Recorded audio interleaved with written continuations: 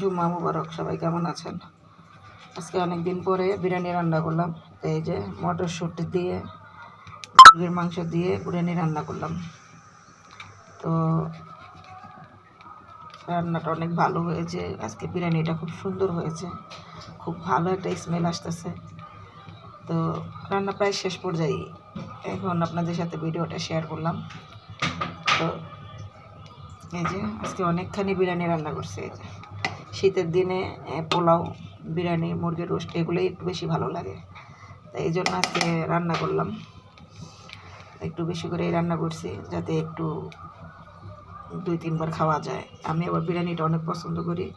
তো বিরিয়ানি আমি দোকান থেকে খুব কমই কিনে খাই। আমি রান্না করলে আমার রান্নাটা আমি একটু বেশি খাইতে পারি, কারণ আমার নিজের হাতের রান্নাটা আমার কাছে ভালো লাগে, দোকানেরটা তো এত বেশি ভালো লাগে না।